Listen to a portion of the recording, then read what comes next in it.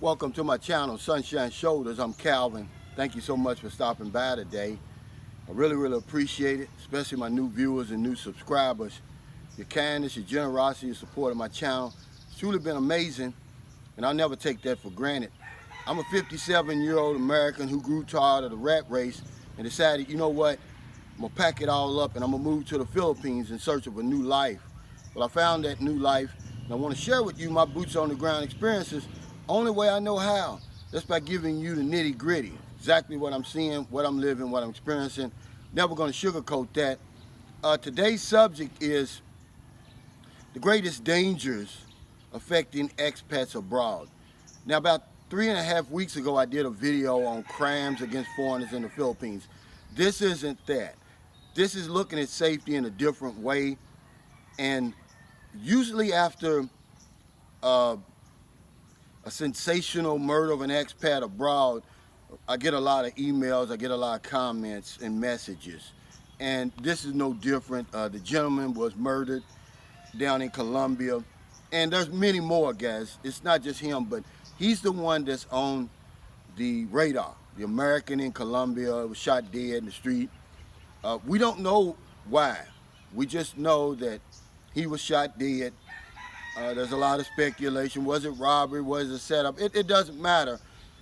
But one thing I can tell you is this.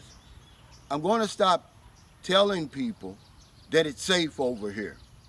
Safety, your safety, is relevant to a lot of factors. So I'm safe over here. But listen to this. It's like a budget. It depends on who you are, where you live, and how you live.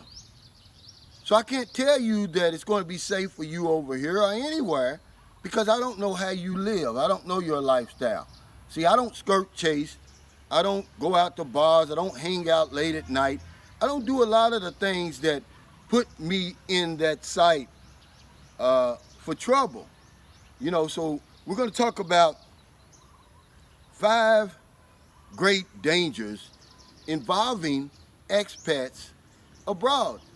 And you're going to see at the end that they all have one common thread. And I'm out here, I'm coming to you from Center Mall again. I'm out here riding my bike, and it's hot. It's May 1st here already. And this is when the temperature really gets hot, guys. So if you got a problem with heat, humidity, don't come to the Philippines right now. I mean, you can't get in anyway, but in the future in May, because this is it, guys. But I love the weather. But let's look at 5 of the things that cause expats to become victims.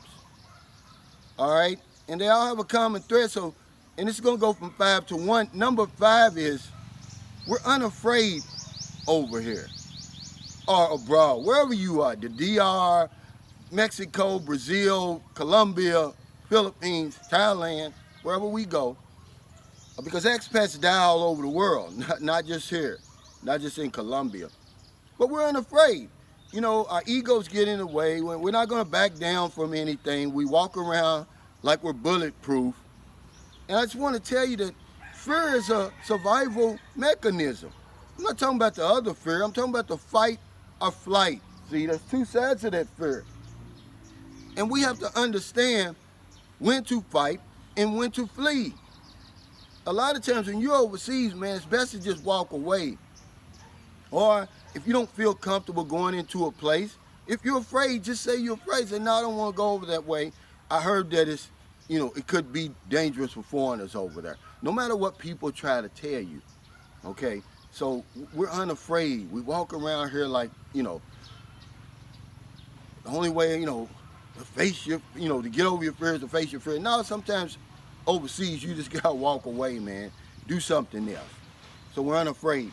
That's number 5. Number 4 is, and this is something, guys, that we can't really avoid. Sometimes you're just in the wrong place at the wrong time. I'm sorry. That's just how it is. And there's nothing that you can do to avoid the danger, to avoid becoming a victim over here or abroad. I'll give you an example. And I'm not going to use any specifics to protect a person, to protect his family. But over here, a few years ago, an American He boarded a jeepney, sitting there waiting, because a lot of times you're gonna come over here and you get in a jeepney and they're not gonna pull off until it's full. Well, he's sitting there waiting for the jeepney, and somebody just comes up to him and shoots him in the back of the head.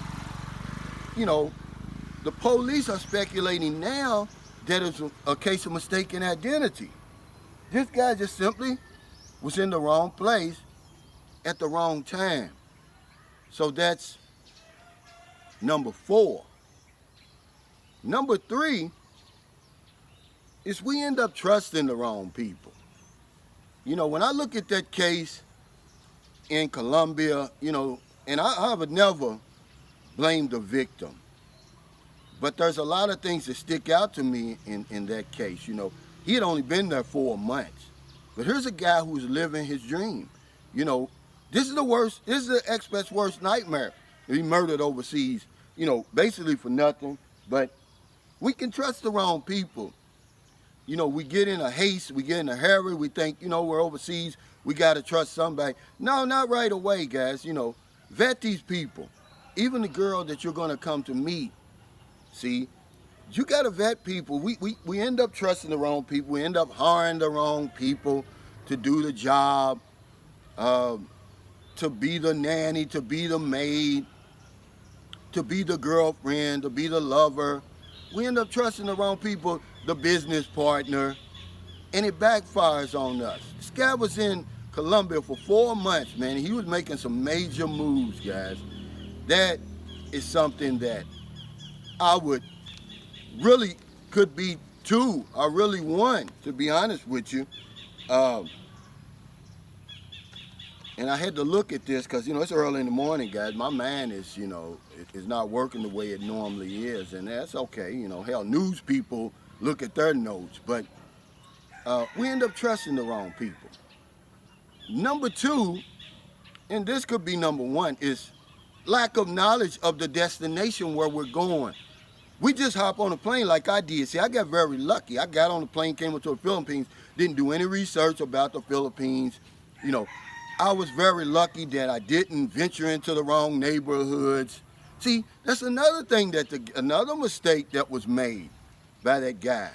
He was trying to buy a piece of property in a bad area, guys, and I'm not calling it a bad area. The police call it a bad area. It's a bad area over there.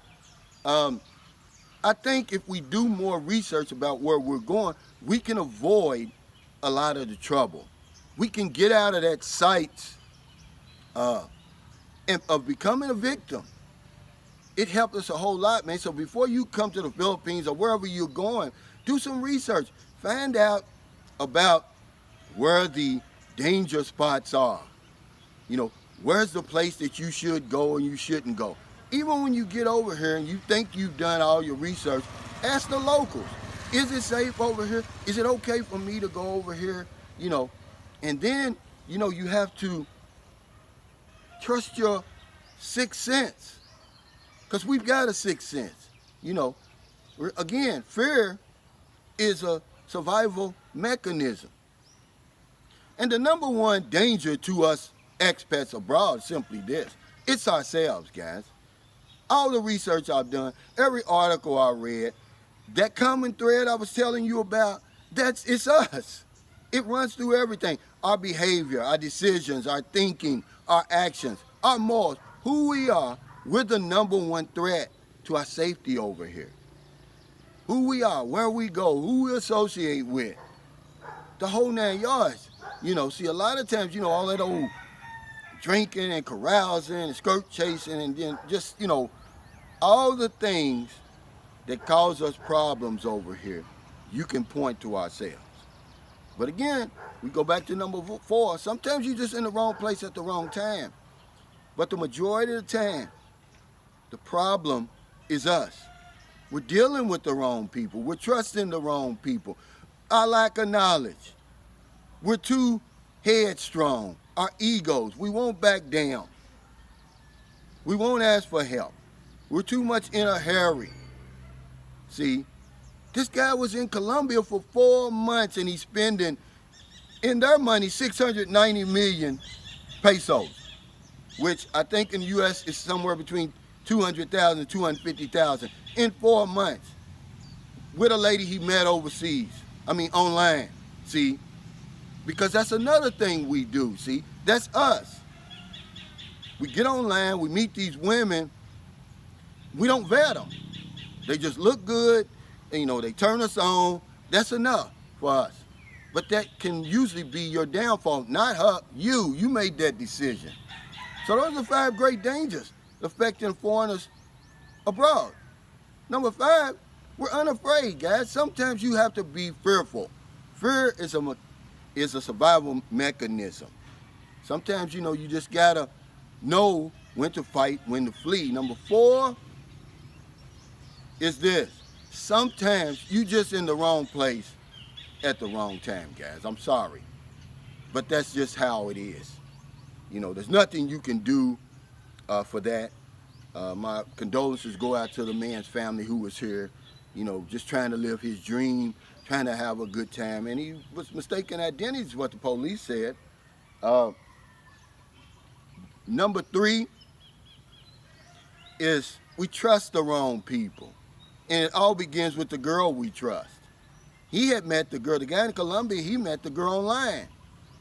You can't know somebody in 4 months, guys. I'm sorry. I don't care who you are.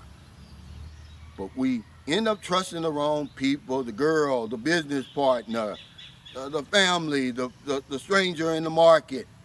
And it gets us in trouble. Number 2 is a lack of knowledge of your destination. You cannot just get on a plane and come someplace without doing your research. Because what we do, we think that, especially in America, we're only 4% of the population, but we want to control 100% of the narrative, so we'll think everything works the same way overseas as it does in America, and that's how we'll come over there. Because you can't get rid of your habits in one day, but you can't take that stuff for granted, guys. And the number 1 danger to us over here is ourselves. It's simply who we are. Is it safe overseas? It's safe for me. I can't say it's safe for you, and I won't say it's safe anymore. It's relevant. Who are you? Where you live? How you live? That's going to determine how safe you are overseas, how safe you are abroad, how safe you are in the Philippines. Thank you so much for stopping by today. I really appreciate it. If you're in America, it's getting late. Before you let your head hit the pillow, please find somebody to help.